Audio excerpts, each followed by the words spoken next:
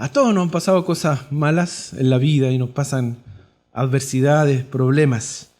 Yo conozco un hombre que estuvo preso. Y estando preso, no le queda otra que predicar y predicar y predicar.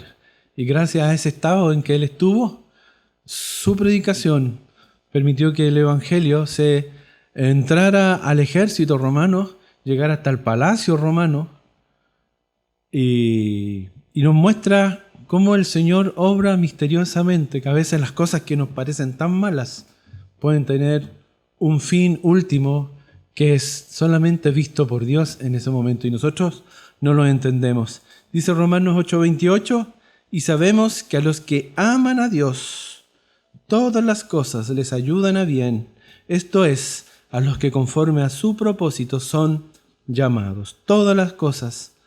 Y sabemos que a los que aman a Dios, todas las cosas les ayudan a bien. Si hay un ejemplo en la Biblia de cómo se aplica ese texto, no es en el Nuevo Testamento, sino, bueno, usted puede encontrar.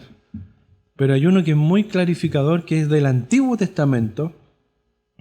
Y es el ejemplo de José.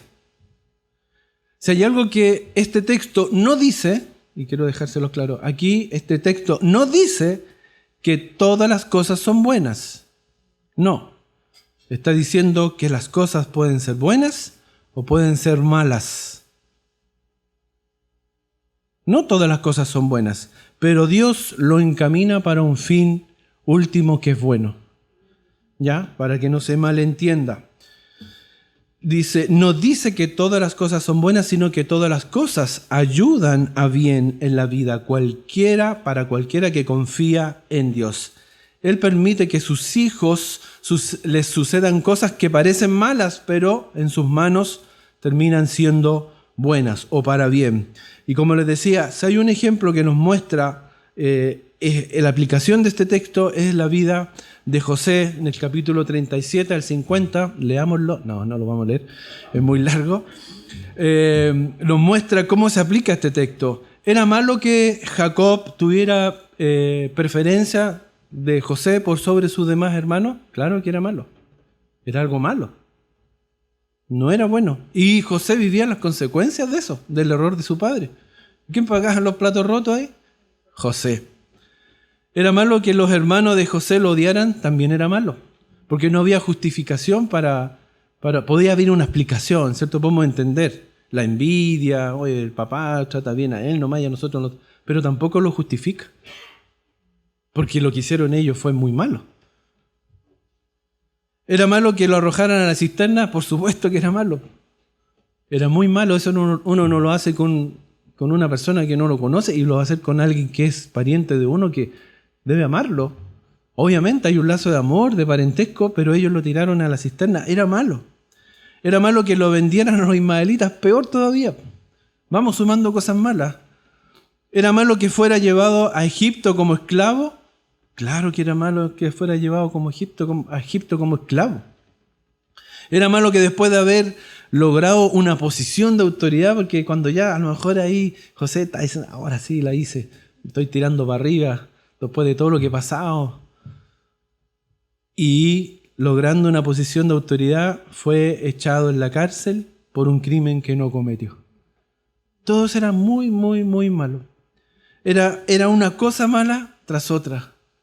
Oye, era muy desgraciada la vida de José. Pero Dios obraba en cada cosa que pasaba. José pudo mantener una perspectiva correcta en cada una de las calamidades que iba pasando en su vida. Confiaba él en Dios y le daba la gloria a Dios. Y estaba listo para hacer que las cosas malas a la larga le ayudaran a bien. Dios tenía todo preparado, no solo para José y su familia, sino también para todo el pueblo de Israel y también para nosotros, porque eso es bendición para nosotros, incluso para nosotros aún.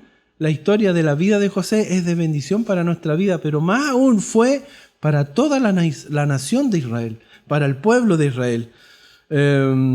Luego viene ahí en el texto no lo vamos a leer completo obviamente, pero cuando Jacob muere en Egipto, Ahí viene algo, muchas veces nos quedamos con la historia hasta que llegan allá y se juntan con los hermanos y se abrazan y llega después su papá y ahí estamos, y fueron todos felices, ¿cierto? Hasta ahí llega la historia. Pero se nos queda una patita siempre afuera que a mí me impresiona mucho, que es cuando Jacob muere en Egipto, los hermanos de José quedaron aterrorizados. Ellos quedaron preocupados porque dijeron, ahora ya no está el papá. Así que José tiene chip libre. A lo mejor él se contenía porque estaba el papá y por eso no actuaba y no se vengaba de nosotros. Y dice el texto en Génesis 50:15, yo se lo voy a leer. Viendo los hermanos de José que su padre era muerto, dijeron, quizás nos aborrecerá José y nos dará el pago de todo el mal que le hicimos. Pero José tenía una comprensión grande de la providencia de Dios y la gracia de Dios, y por eso no culpó a sus hermanos por lo que él había sufrido. Y José les responde en Génesis 50 del 19 al 20, dice, y les respondió José, no temáis, ¿acaso estoy yo en el lugar de Dios? Vosotros pensasteis mal contra mí, mas Dios lo encaminó a bien para hacer lo que vemos hoy, para mantener en vida a mucho pueblo. Esa perspectiva que tenía José después de haber padecido todo eso era claramente la aplicación del versículo. Y sabemos que a los que aman a Dios, todas las cosas les ayudan a bien. Esto es, a los que conforme a su propósito son llamados. Todas las cosas ayudan a bien.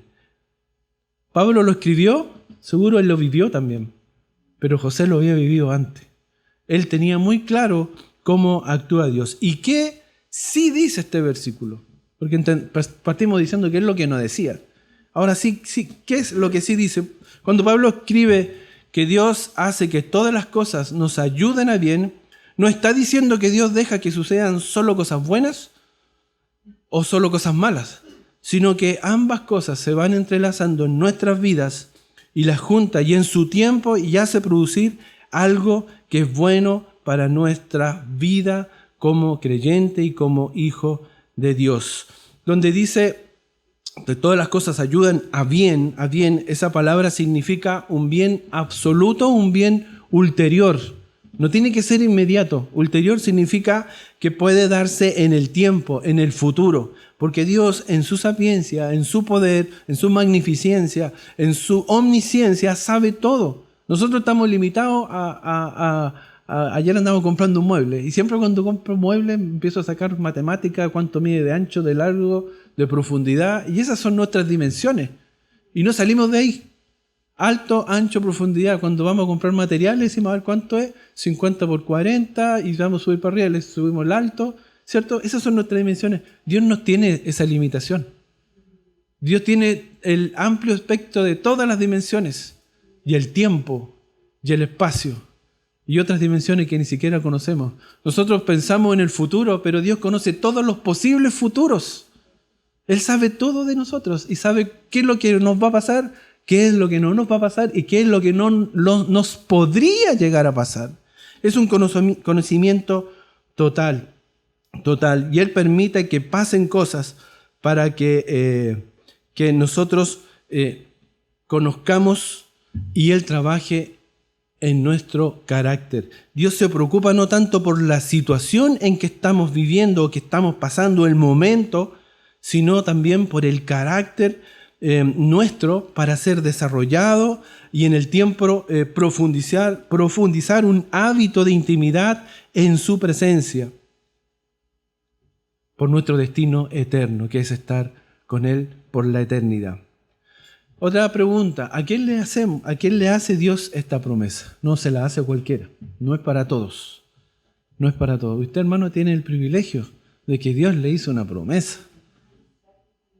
Dios le hizo una promesa, dice, a los que aman a Dios. Se refiere a quienes están enfocados en Dios por medio de la persona de Jesucristo. Jesucristo dijo, yo soy el camino y la verdad y la vida. Nadie va al Padre si no es por mí. Y ahí estableció claramente que Él es el camino. No es uno de los caminos. No es una alternativa. Si hay alguien que no conoce a Cristo como Señor y Salvador, le quiero decir que no hay otro camino. Jesucristo dice claramente, yo soy el camino. Cuando usa ese término, Él es excluyente. No hay otro camino, no hay vírgenes, no hay santitos, no hay intermediario, alguno válido para Dios, sino solamente Jesucristo. Yo soy el camino y la verdad y la vida. Nadie viene al Padre sino por mí. Y Él, Jesucristo, nos dice claramente cuál es el camino. Cualquiera que habla de Dios, pero desecha a Jesucristo, no está predicando un evangelio verdadero. Cualquiera que habla de Dios y no considera a Jesucristo como Dios, está predicando Dios es producto de su imaginación, de palabra de hombres, de ideas de hombres, de engaños de Satanás. Ese no puede esperar que Dios obre a su favor, porque no está predicando a Cristo como Señor y Salvador, como Dios eterno, como príncipe de paz, como el Rey de Reyes y Señor de Señores. Él es digno de toda gloria, honra y alabanza. Y alguien que no lo considera como Señor y Salvador y Dios, no está predicando el verdadero evangelio. En Juan también Jesús nos dice, si sabéis estas cosas, bienaventurados seréis si las hiciereis. Eso en Juan 13, 17. Y en Juan 14, 15 dice, si me amáis, guardad mis mandamientos. Cuando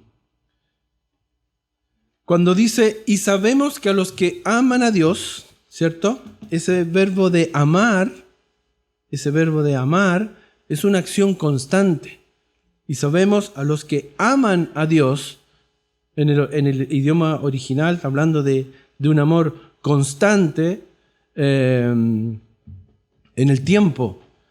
¿Y cómo se refleja ese amor? Con los textos que acabo de leer. Si sabéis estas cosas, bienaventurados seréis si las hiciereis.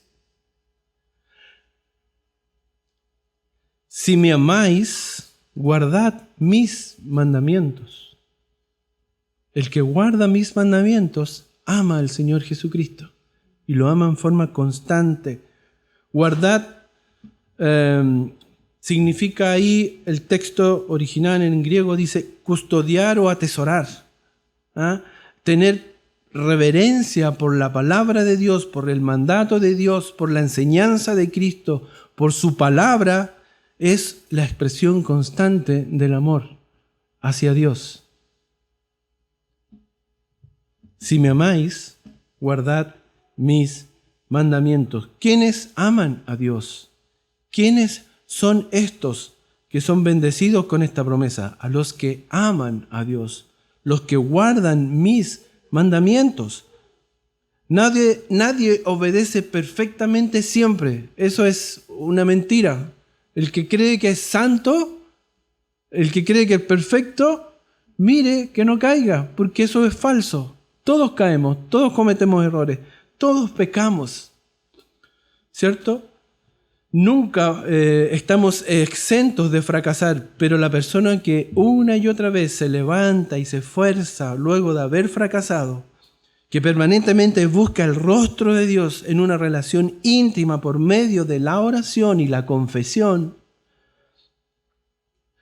esta es la persona que practica tal manera de vivir hacia la santidad, manteniendo un altar encendido por medio del Espíritu Santo, quien te guiará correctamente todos los días de tu vida. Hay un texto, porque el templo y todo lo que había en el templo tiene una representación simbólica de nuestra vida espiritual.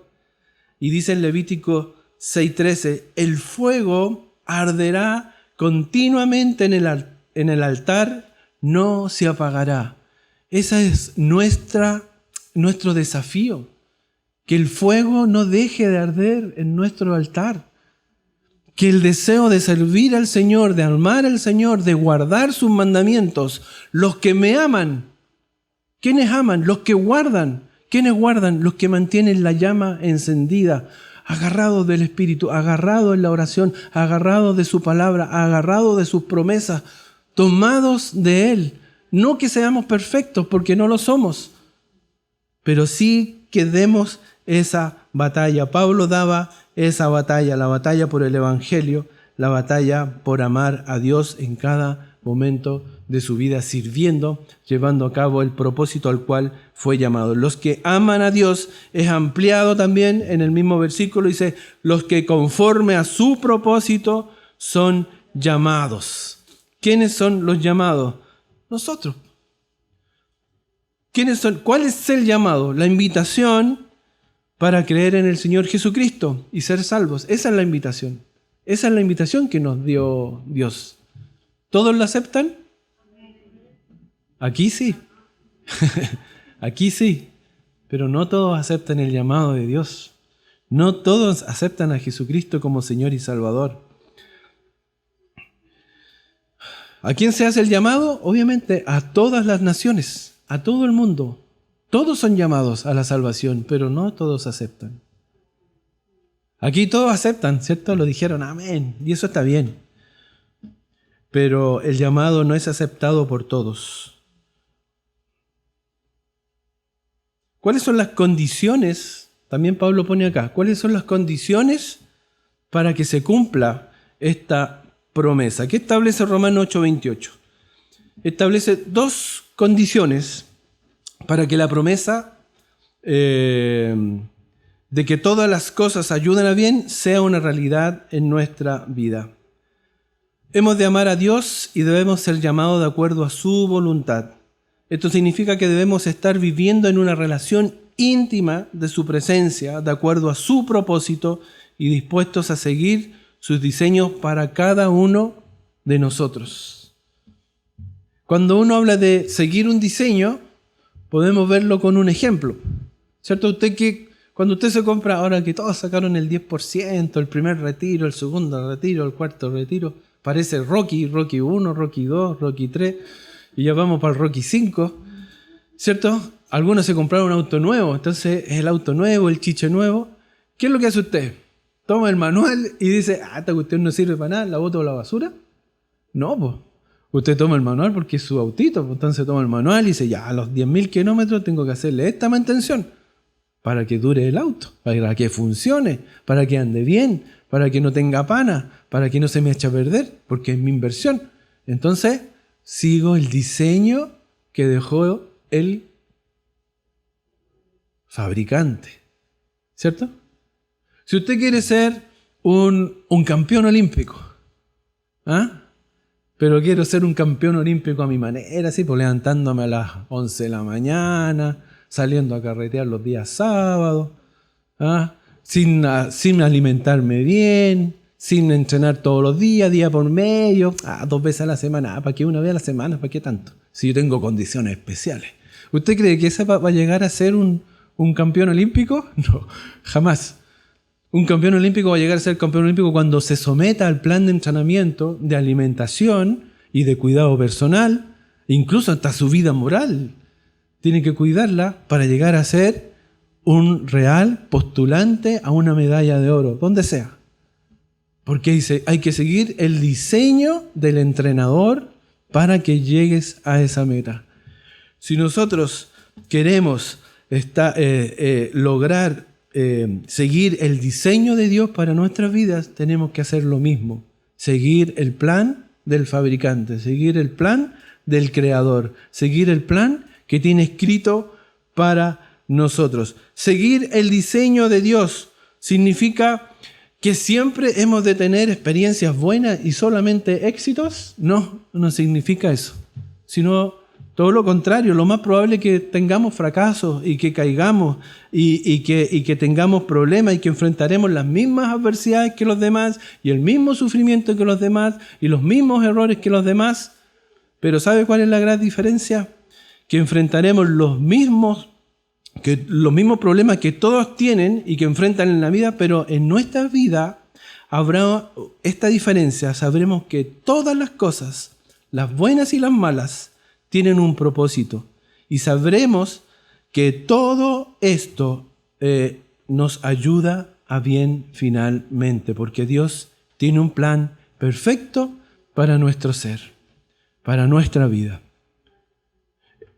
Él va a obrar.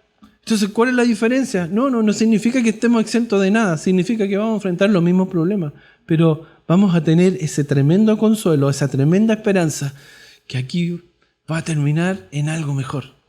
Aquí, y incluso uno dice, ¿y qué es lo que estará pasando? ¿Qué estará planeando el Señor para mi vida? ¿Dónde va a culminar esto? Y esa es también una motivación, una curiosidad cuando Dios obra en nuestra vida. ¿Cuál es el bien o el fin definitivo que Dios quiere llevar a cabo en nuestra vida con todo esto? ¿A dónde va todo esto? ¿Cuál es el bien o el fin definitivo que Dios quiere llevar a cabo en nuestras vidas? Es una pregunta razonable. Él quiere conformarnos a su Hijo. En Romanos 8, del 29 al 30 dice, porque a los que antes conoció, también los predestinó para que fuesen hechos conformes a la imagen de su Hijo, para que Él sea el primogénito entre muchos hermanos, y a los que predestinó, a estos también llamó, y a los que llamó, a estos también justificó, y a los que justificó, a estos también glorificó. ¿Cuál es el fin último? ¿Cuál es el fin que Dios tiene con nosotros cuando nos hace pasar todas estas adversidades? Cuando nos hace pasar por todos estos problemas o estas circunstancias. Dice en el versículo 29, hay una palabra, dice conformes. Conformes. Esa palabra en griego, no me gusta usar mucho el griego porque es como que, está usando el griego.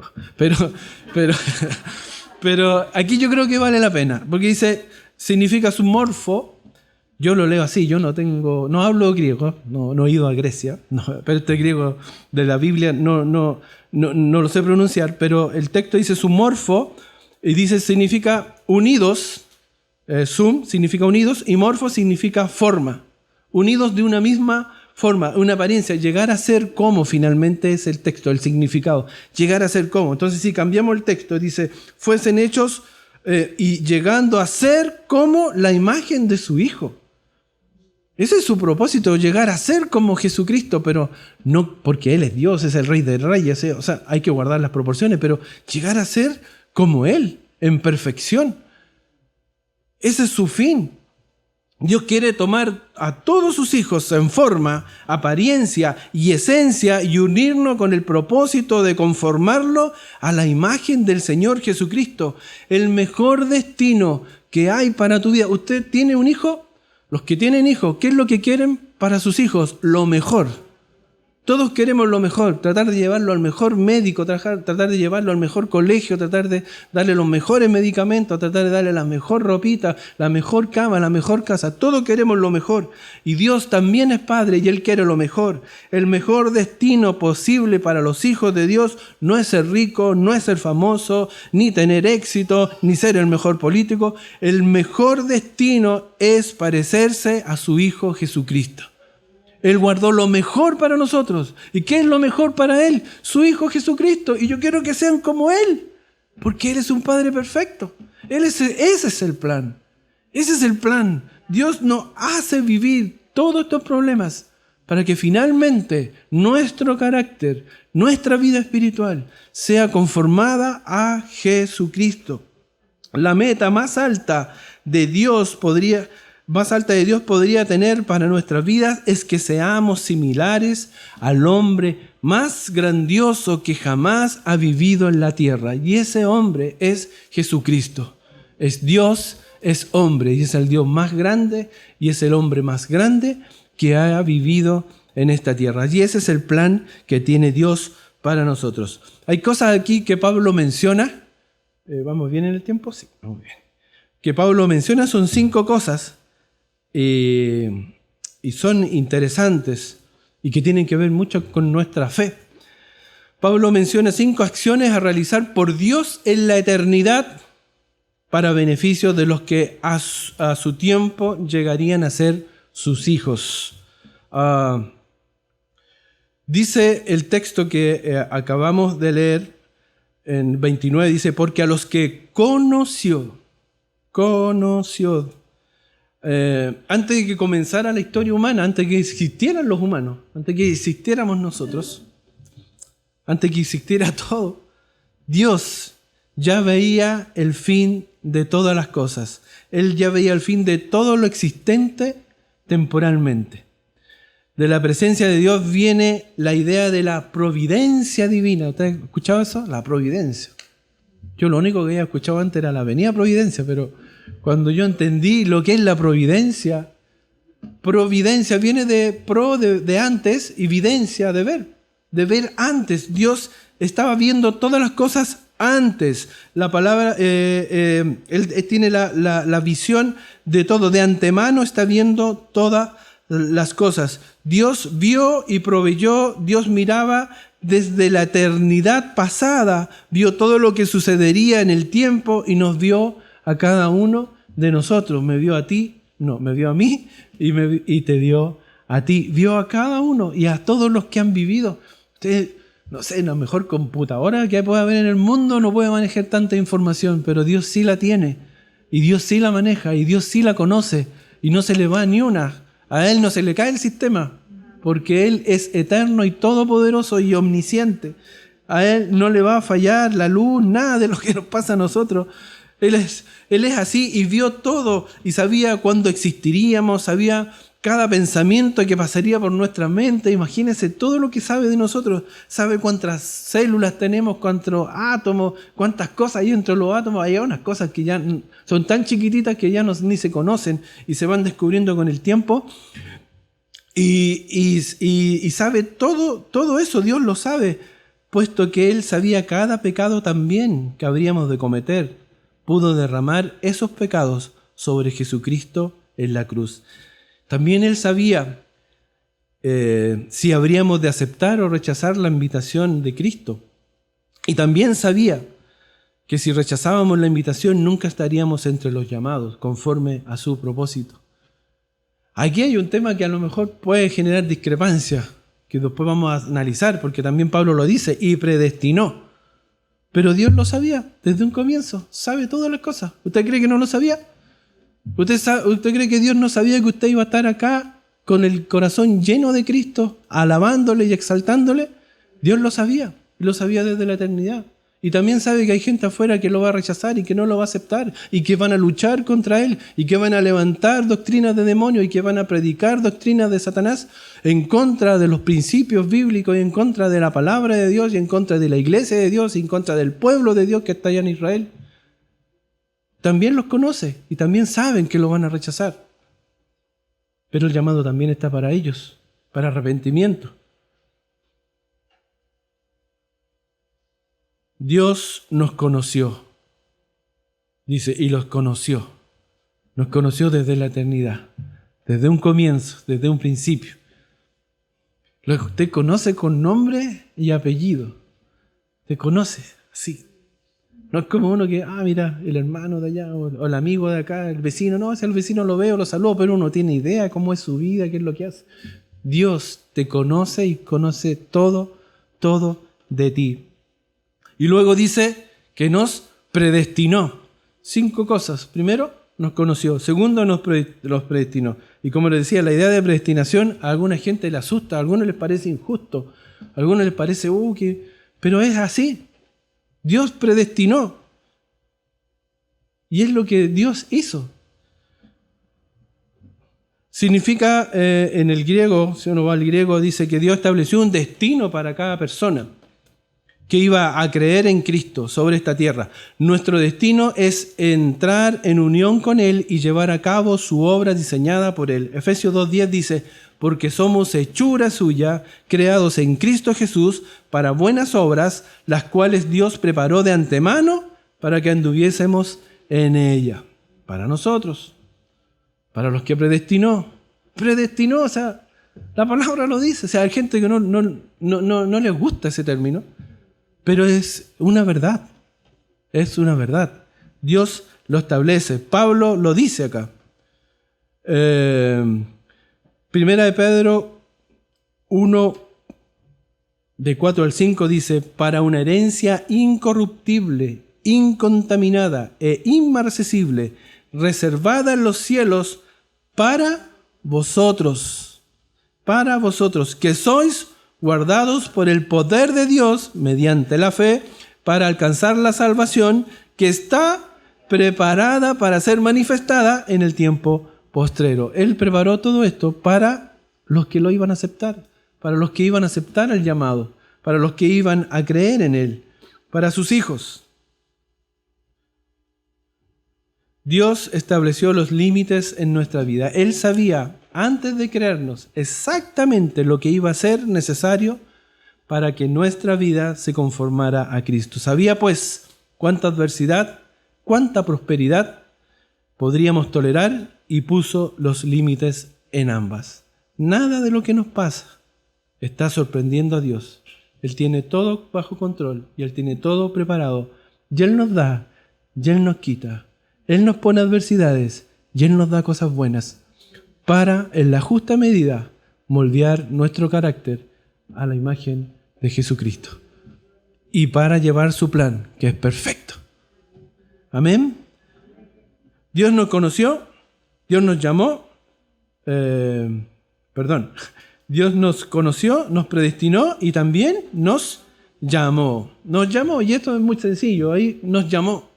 Y la gracia es que nosotros aceptamos el llamado, pero no porque tengamos una gracia, sino por la gracia de Dios. ¿Por qué? Porque nos dio la fe para aceptar el llamado. O sea, uno dice, al final uno no hace nada, porque la gracia de la fe es un don que viene de gracia de Dios para nosotros, para que tengamos fe. Entonces, con la fe que Dios nos da, aceptamos el llamado. Todo es hecho por Dios. La obra redentora es toda hecha por Dios. Alguna vez compartí en un mensaje, la salvación completa es un plan perfecto de Dios. La salvación es un plan de Dios. El Salvador vino de Dios. El sacrificio vino de Dios. Todo viene de Dios. La fe viene de Dios. Tú no haces nada. El llamado es para todos, pero no todos lo aceptan. Y Él nos llamó y nosotros aceptamos, pero no porque tengamos alguna gracia o un valor en nosotros mismos, es porque Dios nos da la fe para aceptar el llamado. También dice Pablo, nos conoció, nos predestinó, nos llamó y nos justificó. Cuando dice se justificó, era un término que usaban los romanos legalmente, ¿cierto? Para declarar que alguien era justo legalmente, que había quedado libre de polvo y paja, que había pagado su deuda, que había pagado por su delito, que había cumplido su condena. También aquí hay un veredicto que viene de Dios. Hay un veredicto, Dios sentencia, dice, tengo un veredicto, y este veredicto es que ellos son inocentes. ¿Por qué? Porque Él nos justificó. Dios nos declaró justo no en base a algo que hiciéramos, sino en base a la justicia de Jesucristo recibido por la fe en nosotros.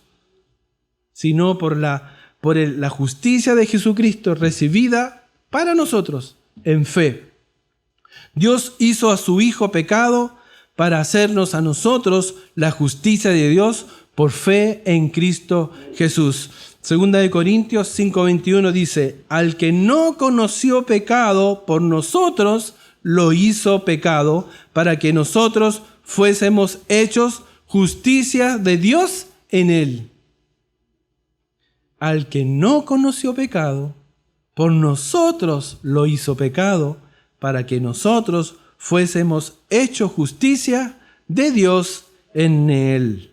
La justicia es un don de Dios para el hombre, ¿por medio de qué? Del sacrificio de Jesucristo en la cruz. Él nos justificó, Él pagó el precio, Él cargó por nuestra maldad, Él llevó nuestros pecados en esa cruz y por fe nosotros somos justificados. Esa fe, se lo reitero, no es suya, es un don de Dios. ¿Qué hizo usted? Nada. Solamente recibir. Y finalmente, ¿qué dice el texto? glorificó. Glorificó. Glorificó, bueno, el texto original también dice hacer a alguien glorioso, ¿cierto? En sus escritos el apóstol Pablo usa gloria como un vocablo que incluye todo lo que es de Dios. La gloria de Dios se refiere a cualquier obra o acción que revela la esencia de Dios, en cualquier instancia que se refleje el carácter de Dios. Fuimos creados justamente con este propósito, de llevar gloria a Dios. La gloria de Dios es inmensa, hermano. ¿Usted ha visto, ha leído los textos cuando estaban ahí en la transfiguración? Y los otros quedaron todos locos, ya no habían que hacer, hagamos una enramada, hagamos cosas, estaban como descontrolados porque vieron a Jesucristo en la transfiguración, vieron un trozo de la gloria de Dios, un pedacito, un anticipo, un tráiler, ¿no? Un tráiler, una sinopsis. Cuando decía mi mamá, un réclame. Los antiguos no hacemos eso. Bueno, fue como un anticipo de ver la gloria de Dios. Otros que vieron la gloria de Dios también, la gloria de Cristo, cayeron muertos. ¿O no? Cayeron como muertos. Bueno, los que llevaban el arca también tenían que tener mucho cuidado porque ahí en el lugar santísimo, en ese lugar no podía entrar cualquiera. Los que cargaban el arca no la podía tocar cualquiera porque estaba la gloria de Dios ahí y uno cayó muerto. Ahí literalmente uno cayó muerto cuando tocó el arca. La gloria de Dios es inmensa y nosotros fuimos creados justamente con este propósito de reflejar la gloria de Dios, de adorar y alabarle eternamente, para tener una relación íntima de su presencia y para mostrar el amor y la misericordia de Dios a los demás. No hay ningún ángel en el cielo que dé gloria a Dios por haber sido rescatado. Solo tú, hermano. Solo la iglesia de Dios puede cantar ese canto. El Cordero que fue inmolado por nosotros. No fue inmolado por los ángeles, fue inmolado por nosotros, fue sacrificado por nosotros. Por eso nosotros tenemos el privilegio de mostrar el amor y la misericordia de Dios a los demás. Solamente un privilegio de la iglesia, porque Cristo vino a morir por nosotros, para nosotros. Él es Dios, Él es el nuestro Salvador. Para eso fuimos llamados. Todos los llamados, dice Isaías 43:7. A mí me impresiona 43:7 de Isaías porque, Isaías en general habla como si fuera un evangelio, es como el evangelio del Señor. Dice, todos los llamados de mi nombre, para gloria mía los he creado, los formé y los hice. Y también estaba hablando de la gloria. Todos los llamados de mi nombre, para gloria mía los he creado, los formé y los hice. Ya estaba hablando de los llamados. ¿Y quiénes son los llamados? Nosotros. ¿Para gloria de quién? Para gloria mía los he creado. Los formé y los hice. Los formé, los conformé y los hice. El Señor nos muestra. Romanos 9:23 dice, y para hacer notorias las riquezas de su gloria, las mostró para con los vasos de misericordia que Él preparó de antemano para gloria. Repito, y para hacer notorias las riquezas de su gloria, los mostró para con los vasos de misericordia que Él preparó de antemano para gloria. ¿Quiénes son los vasos de misericordia? Nosotros somos sus vasos de misericordia. Y para hacernos notorias las riquezas de su gloria, las mostró para con los vasos de misericordia que Él preparó de antemano para gloria. Y nos preparó de antemano para gloria. Efesios 1:6 dice, para alabanza de la gloria de su gracia, con la cual nos hizo aceptos en el amado. Y Efesios 1:12 y 14 dice, a fin de que seamos para alabanza de su gloria, nosotros los que primeramente esperábamos en Cristo. Y el 14 dice que es las arras de nuestra herencia hasta la redención de la posesión adquirida para alabanza de su gloria. Que es las arras de nuestra herencia, nuestro anticipo, nuestra garantía de nuestras herencias hasta la redención de la posesión adquirida para alabanza de su gloria. Para eso hemos sido llamados. Nos conoció, nos predestinó, nos llamó, me justificó y nos glorificó. Todas esas cosas el Señor las preparó desde antes para nosotros. Ese es el fin, el Señor. Dios hizo, y ya vamos terminando, Dios hizo todo en cierto momento, en un momento del tiempo, antes del tiempo, en un momento que llamamos en el principio. Sabía cómo responderíamos cada quien a Jesucristo y en base a ese conocimiento, Él estableció nuestro destino eterno. Antes de que hubiera algún problema en la historia humana, Dios tenía ya una solución. Él ya tenía todo planeado. Cada problema que enfrentamos en la actualidad, Dios lo vio de antemano. Nada le va a sorprender. Dios lo vio y como nos amó tanto, Él tenía un diseño, un plan.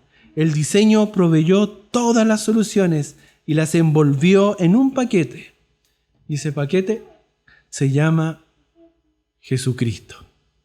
Señor de gloria, príncipe de paz, Hijo de Dios, es nuestro Señor Jesucristo. ¿Y lo envió a este mundo para qué? ¿Para quitarnos los problemas? No, no lo hizo para quitarnos los problemas.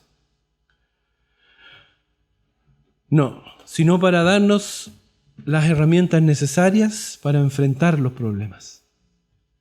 Porque los que no tienen a Cristo viven esta vida sin esperanza. Los que no tienen a Cristo viven esta vida sin un fin último. En cambio nosotros podemos apropiarnos de las soluciones que Dios nos da a todos los cristianos por medio del Espíritu Santo, que revela la solución. Y Dios nos provee la esperanza para seguir adelante. Este mensaje, su fin es traer esperanza a su iglesia. Porque cuando dice Pablo, como dice el texto original, y sabemos que a los que aman a Dios, todas las cosas les ayudan a bien, esto es, a los que conforme a su propósito son llamados, es un mensaje de esperanza. Está diciendo, no importa lo que estés viviendo, no importa lo que estés pasando, como hijo de Dios, como iglesia de Dios, no importa los avatares que hay en la vida, hay cosas buenas que yo te doy, hay cosas malas que te van a pasar, pero todas las cosas, a los hijos de Dios, a los que le aman, les ayudan a bien. Que el Señor se manifieste en nuestra vida, confiemos en Él, pero hay condiciones. A los que le aman, y conforme a su llamado, obra. Amén. Oramos. Padre Celestial, te damos gracias esta mañana por tu palabra. Te pedimos que nos des fortaleza para, Señor, vivir en amor a ti, en obediencia a ti. Como dice, Señor, el texto, guardando tus mandamientos en amor. No por una religión, no como un ritual, sino porque tú mereces, Señor Jesucristo, la obediencia, porque eres el Rey de Reyes y el Señor de Señores. Y eres tú quien nos amó primero. Y nosotros por amor debemos obrar en este mundo, en esta vida, confiados en ti. Gracias, Padre, porque tenemos esperanza en que tú vas a obrar en nuestro favor. Como José, que pasaba una tras otra, finalmente él comprendió que todo lo que le pasaba era por un bien superior, un bien mejor, y estaba en tu voluntad y en tu plan. Así también para nosotros tú tienes un plan y confiamos que tú lo vas a hacer a favor nuestro en el momento que sea necesario. Gracias, Padre, por esta congregación. Te pido que tú los bendigas, a cada uno de mis hermanos también, que tú los prosperes, que tú les ayudes, que tú les des fortaleza para enfrentar los problemas y tú nos des la esperanza siempre en nuestra mente, en el recuerdo, en el momento de la dificultad, saber de que todas estas cosas a los hijos de Dios, a los que te aman, les ayudan a bien. Gracias, Padre, por tu palabra. En el nombre de Jesús oramos. Amén.